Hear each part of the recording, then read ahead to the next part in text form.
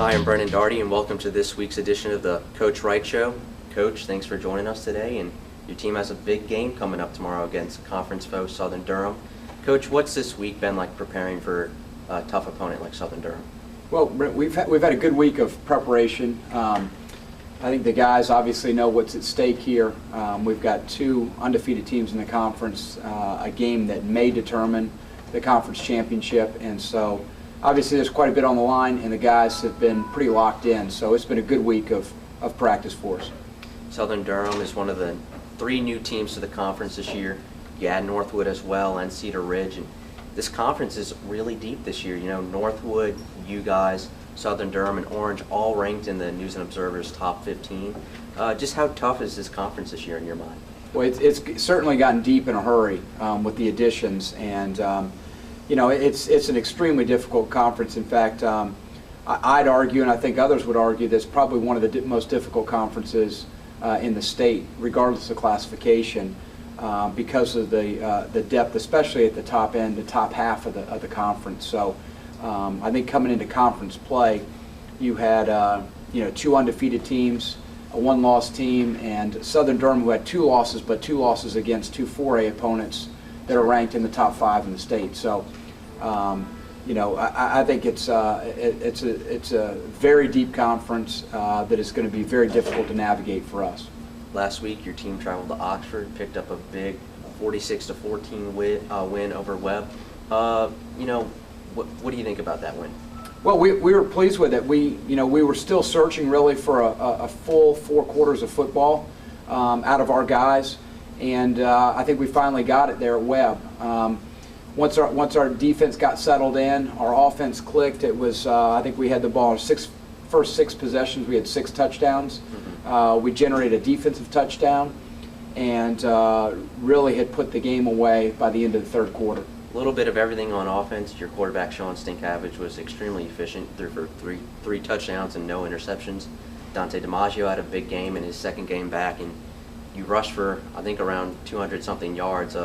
How great was it to see that balance on offense, and not just with one player? Yeah, it was really nice to see. I think Sean, referring to the passing game, has done a great job of distributing the ball really well. It was good to see Dante kind of really catch his stride again after getting his feet wet that first week back. He had 2 touchdown catches, but Sean's done a great job of distributing the ball. We encourage him to kind of take the mentality of a point guard and distribute to his playmakers, and he's done that. Coach Leedy's done a nice job of balancing that out with a solid running game. I think we threw for right at 230 yards and rushed for just over 200 yards. So we're really pleased with the balance we had. Again, like you said earlier, 2 interceptions in that game, and one that was returned to the 4-yard line by Jackson O'Corn, and then Scott Henyon, your linebacker, with 2 pick sixes in 2 straight games. That seems to be the theme with the defense this year. They're giving up a lot of yards at times, but they're really buckling down when they need to and forcing turnovers. Yeah, absolutely. I think Jackson, that was his 5th interception of the year, and came really at a crucial time. We kicked off to them, and they started driving the field, and Jackson intercepted that ball on that first series and took it down to the 4-yard line. And 1 play later, we were up 7-0. So that was big. And then really Scott's pick 6 was nice because it really kind of sealed things there in the 3rd quarter, and took the air out of their sideline, and really locked things down for us. So even though the defense has given up yards at times, like you said, they've done a great job of generating turnovers for us this year. Your one loss this season came in week 2, kind of a reality check against Cary, a 21-point loss. Since then, your team has won 4 straight games. What's the biggest difference between that team who lost at Cary in August compared to this team who's going against Southern Durham in October? Well, I think 2 things. One, taking care of the football. So we had 5 turnovers in that Cary game. We had 0 on Friday night. And I think the other thing is we're a very young team, and guys have really kind of settled in at this point, and have really got a good feel of what we're trying to do in all 3 phases of the game. Southern Durham, a very talented team. They have 6 players with offers from BCS schools, very athletic. What's going to be the hardest thing about stopping them? Not just their offense, but also your offense itself generating some points against their a very talented defense. Well, I think it's going to come down to us just executing and taking care of the football. They are very talented, probably in terms of skill position, the most talented team we've played since I've been here.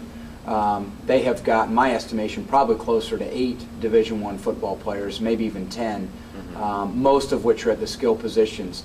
And I think it's going to be us, maintaining some discipline on defense, not giving up big plays, and then on offense, just executing and taking care of the football. Because in every defense, there's a hole.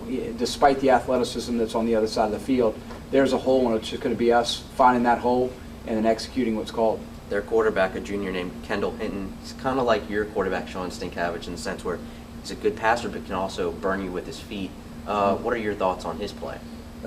Extremely talented, and he's going to be very difficult to stop. I think people make the assumption that he's an athlete playing quarterback, but when you watch the film, he's a quarterback that is just very athletic and does a great job of scrambling out of some trouble, but not just running and getting yards, keeping his eyes downfield and hitting big plays in the passing game, even after he's flushed out of a pocket. So he's very talented, he's well coached, and he's a disciplined football player and a dangerous one as well. I think you would agree that one of the keys to winning this Friday night's game is special teams. Your kicker, Brandon Lloyd, was kind of held out last week against J.F. Webb with some injury issues, but you expect him back this week, huh? We do, and part of the reason we held him out was in anticipation of our needs this week. Fortunately, he's back and ready to go, and we hope that he's a difference maker come Friday night. It's a big-time game, first conference game at home this season. Second conference game at home this season. It's being broadcasted by Time Warner Cable.